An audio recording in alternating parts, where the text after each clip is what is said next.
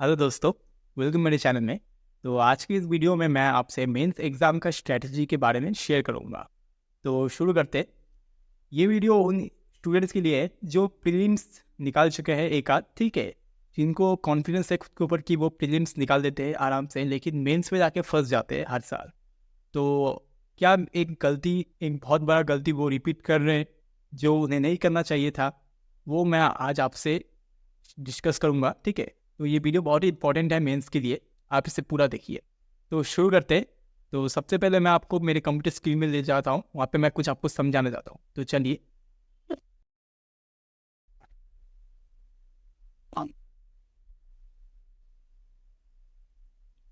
तो ये आ गए मेरे कंप्यूटर स्क्रीन में, ओके।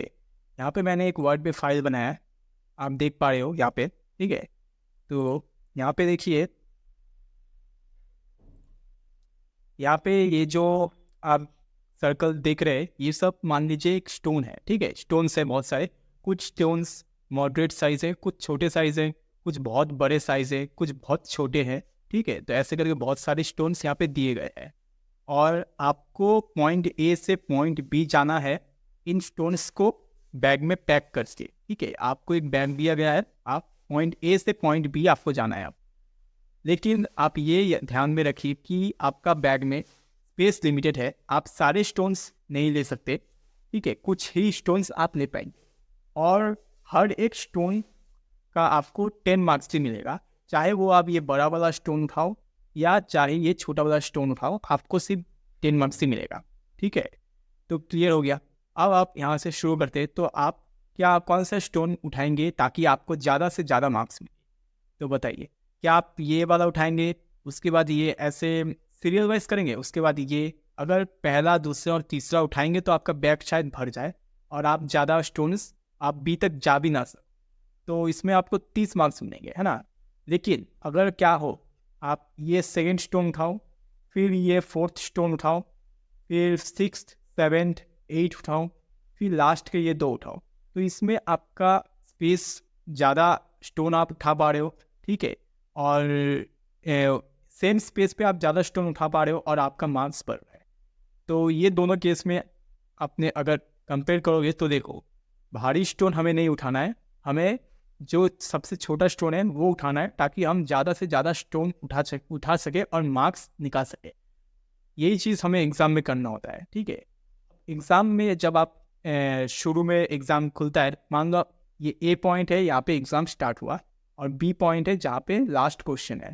तो कई स्टूडेंट्स क्या करते हैं, सीरियली चलते हैं। पहला ये क्वेश्चन करेंगे, मान लो ये स्टोन, फिर ये स्टोन वाला क्वेश्चन करेंगे, फिर यहाँ पे एक बड़ा हार्ड क्वेश्चन दिया रहता है, उन पे वो स्टक हो जाते हैं और वो यहाँ पे टाइम उनका कंज्यूमिंग होता है। सॉल्व तो कर देंगे लेकिन यहाँ पे ये बहुत हार्ड होता है, इसलिए टाइम बहुत खा चुका होता है।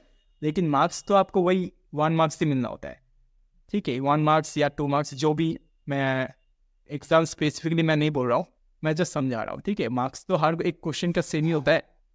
तो इस क्वेश्चन में मार्क्स सेम था लेकिन आपने यहाँ पर टाइम ज़्यादा दे दिया, फिर ये क्वेश्चन ऐसे करते, ऐसे नहीं करना है। तो हमें मेंस एग्ज़ाम में सबसे पहले स्टार्ट से एंड तक सवालों को देखना है और ये चूज़ करना है कि कौन सा इजी क्वेश्चन है। मतलब ये छोटे वाले स्टोन्स, ठीक है, ये छोटे वाले स्टोन्स है इजी क्वेश्चंस, इनको देखकर या तो आप कर लो या तो मार्क फॉर रिव्यू करते करते आगे बढ़ो। अगर एग्ज़ाम थोड़ा हार्ड लेवल का आता था तो मैं क्या करता था, सबसे पहले पूरा एकदम एंड तक जाता था और इन इजी क्वेश्चंस को मार्क फॉर रिव्यू करता था और हार्ड क्वेश्चंस को छोड़ देता, दिखता भी नहीं था, ठीक है। अब हार्ड कौन सा है, इजी कौन सा है, ये कैसे पता चलता है? ये मॉक देते देते एक अंदाज़ा आ जाता है आपको, एक लेवल एक टाइम के बाद। तो ये इजी क्वेश्चंस आपने मार्क किए और इसके बाद झट से इन इजी क्वेश्चंस को कर लेना होता है, ठीक है। सबसे छोटे वाले क्वेश्चन सबसे इजी होते हैं, उनको पहले करो। इसके बाद ये एक राउंड हो गया आपने, ठीक है। फर्स्ट क्वेश्चन से लास्ट क्वेश्चन तक आपने छोटे वाले क्वेश्चन निकाल दिए। अब आपके पास टाइम बचा हुआ है क्योंकि ये छोटे क्वेश्चन बहुत जल्दी हो जाएंगे और आपको आपका मार्क्स भी मिल गया। अब आप मॉडरेट क्वेश्चंस को पकड़ो, जो मीडियम साइज के स्टोन से सपोज, ठीक है, इनको पकड़ो, इनको सेकेंड राउंड में करो। अब सेकेंड राउंड में भी इनको करने के बाद अब आता है थर्ड राउंड।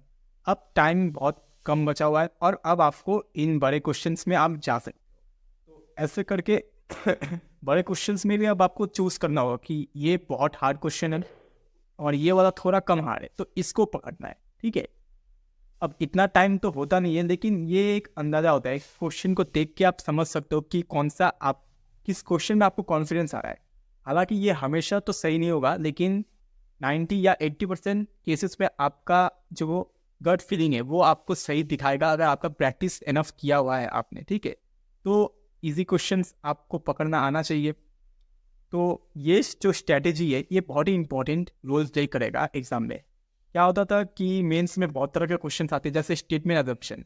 मैं कभी इन क्वेश्चंस को करता नहीं था क्योंकि मेरा हमेशा गलत था, तो मैं इनको छोड़ ही देता था, ठीक है। आपको आ सकता है, ठीक है, मैं ये नहीं कह रहा कि आपका नहीं आ सकता है, लेकिन मेरा ये नहीं होता था, तो मैं इनको स्किप करता था हमेशा। फिर कुछ पजल ऐसे आ जाएंगे जैसे जिसमें 3-4 वेरिएबल दिया हुआ है, उनको तो पहले करना नहीं है, ठीक है, उनको कभी भी पहले करना नहीं होता था, तो उनको मैं छोड़ देता था। तो ये सब होते हैं हार्ड क्वेश्चंस। मार्क्स तो आपको उतना ही मिलना है। अगर आप इस पजल को सॉल्व करने के बजाय दूसरा पजल सॉल्व करोगे तो वो जल्दी होगा, ठीक है, जो इजी है वो जल्दी होगा, और क्या पता आप उस वक्त में 2 पजल और सॉल्व कर लो, ठीक है। तो ये जो स्ट्रेटेजी है इसी को अप्लाई करना है हमें। बिना आँख बंद करे कोई भी क्वेश्चन में जंप नहीं करना है। सबसे पहले 5 मिनट लेना है, ठीक है, 5 मिनट भी आप लो, लेके मार्क फॉर रिव्यू करो इन इजी क्वेश्चंस को, और फिर इन इजी क्वेश्चंस को करना है, और फिर लास्ट में जब टाइम बचे तो इन हार्ड क्वेश्चंस पे जंप करना है। यही है स्ट्रैटेजी मेंस को निकालने का।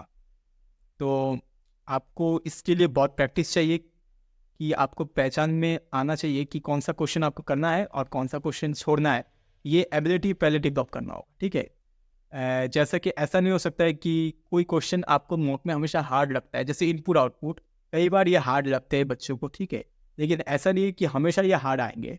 मैं पहले इनको छोड़ देता था, फिर बाद में देख रहा हूँ कि इनको छोड़े बिना काम नहीं चल रहा है, तो इनका प्रैक्टिस भी मैंने किया, और प्रैक्टिस करने के टाइम मुझे पता चला कि इनमें भी लेवल्स होते हैं। कुछ क्वेश्चंस होते हैं जो बहुत ही इजीली निकलते हैं, बहुत इजी लॉजिक होता है, स्क्वायर फिर क्यूब ये सब से लॉजिक निकल जाता है। कुछ क्वेश्चंस बहुत ही बेकार लॉजिक होता है, वो दिमाग में आने वाला है नहीं, तो इनमें भी लेवल्स हैं, ठीक है, इजी, मॉडरेट, हार्ड। तो आप जब अच्छे से प्रैक्टिस करोगे तो आपको पता चलेगा कि कौन सा किस में लॉजिक निकल रहा है। कुछ सर्टेन लॉजिक्स है, उन लॉजिक्स को अगर आप पढ़ लोगे तो आपका निकल जाएगा। अगर उन लॉजिक्स में आपको ये सवाल नहीं मिल रहा है तो ये डेफिनेटली हार्ड है, हर बच्चे के लिए हार्ड है। अब आपको इसको स्किप करना है, तो ऐसे करके स्किप करने का एबिलिटी डेवलप होता है। हर क्वेश्चन में ये ट्रिक फॉलो होगा, ठीक है। हर क्वेश्चन को करने का कुछ तरीका होता है, उन तरीकों का आपको पता होना चाहिए। और वो तरीका आपको तभी पता होगा जब आपने एनफ प्रैक्टिस किया है, तो इसीलिए प्रैक्टिस मैटर करता है, ठीक है। तो जब आपको पता चल गया कि मुझे 10 तरीके पता थे, उन 10 तरीकों में से ये क्वेश्चन नहीं निकल रहा है, तो अब इसको स्किप करना बनता है। इसी तरह आपको स्किप करना होता है। तो ये स्ट्रैटेजी अपनाइए। क्वेश्चंस को 3 राउंड में कीजिए, मिनिमम सेक्शंस को मिनिमम 3 राउंड में आपको करना है, ठीक है। तो सबसे पहले इजी को पकड़िए, फिर मॉडरेट और फिर हार्ड क्वेश्चंस पे जंप कीजिए।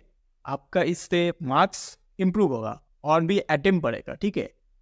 और एग्जामिनर ऐसे ही क्वेश्चन बनाता है कि आप एक करोगे, फिर दूसरा क्वेश्चन करोगे, फिर तीसरा क्वेश्चन देखने में इजी लगेगा, लेकिन वो फंसा देगा, वो टाइम कंज्यूमिंग होगा। जब आपको पता चल रहा है टाइम कंज्यूमिंग है, स्किप करना है। तो यही था मेंस का सबसे बड़ा इंपॉर्टेंट स्ट्रैटेजी। इसको अप्लाई कीजिए मॉक टेस्ट में और इसको इम्प्रूव कीजिए। ये एक मॉक दे के ही आपका इम्प्रूव नहीं हो जाएगा, ये स्ट्रैटेजी भी अप्लाई करने के लिए आपको प्रैक्टिस चाहिए मॉक। तो आई होप आपके लिए ये वीडियो हेल्पफुल रहा। इसको अब आपको अप्लाई करना है और इम्प्रूव कितना होता है वो कमेंट में आप बता सकते हो, ठीक है। इस वीडियो में इतना ही। Thank you.